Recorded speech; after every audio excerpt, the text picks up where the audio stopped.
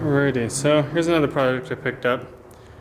This bandsaw. It's got a few problems. The switch on it doesn't work anymore, I think.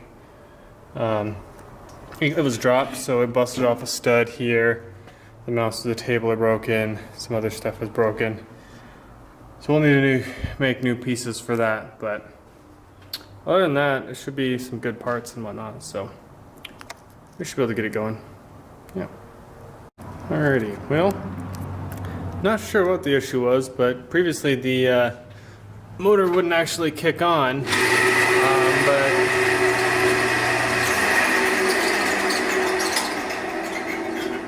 as you can see, that's no longer the case. I'm not sure if it was the person I bought it from, if their outlet just wouldn't push the voltage or what, or if something's loose and just got jarred back into place. Not sure, so I'll keep an eye on it, but for now, seems to work, so that's good.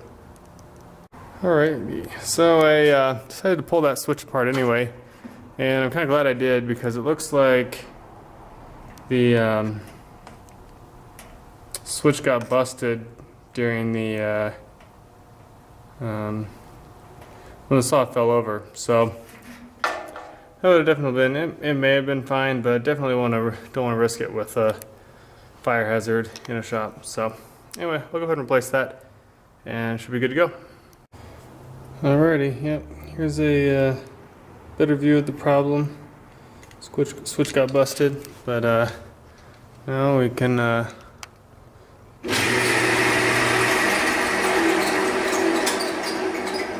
flip it on and it works, so should be good to go.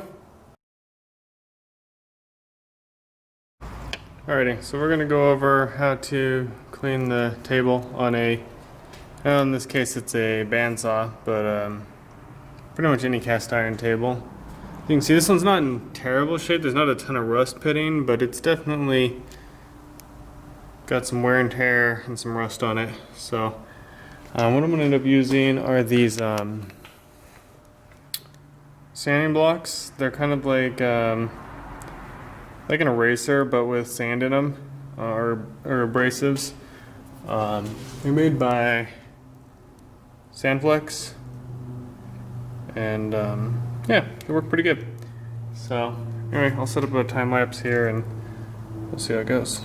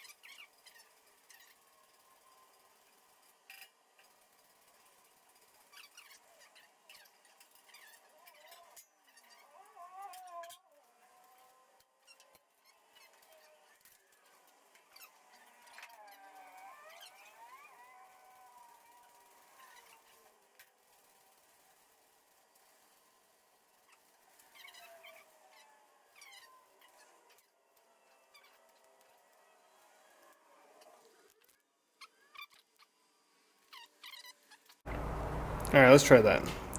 Sorry, it was so dark before. Should be much better now. Yeah, as you can see, it's a lot better than it was. I think we can do a little better though. So I'll skip forward and show you the next step. Alrighty, so now you can see I did some cross strokes here. This is not actually a shadow, this is the line between where I've done and where I've not. This is a shadow, but yeah, it makes a big difference. So anyway, I'll get back to it, finish up the other half, and then we can hit this with a lower grip, or finer grip, sorry. Alrighty, so figured I'd kind of shoot a final shot here. Yeah, here's the table all freshly cleaned and waxed. You can see it cleaned up really nicely. This is that safety switch that I mentioned. Now it's got a proper shut off. The cool thing with these too is it's a magnetic switch, so if you lose power or something, you trip a breaker while you're working, when your power comes back on, your saw doesn't start up again. So it's a nice little safety feature. And then went ahead and made a new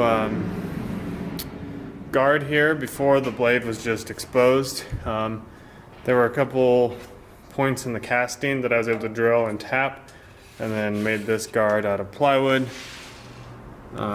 It's super strong. That'll never be a problem. So yeah, this baby's about done. The only thing left to do is currently I have it shimmed because the stand's a little cattywampus. So I'm gonna get that. I'll probably make a new stand for it at some point. But yeah, she's pretty much ready to go.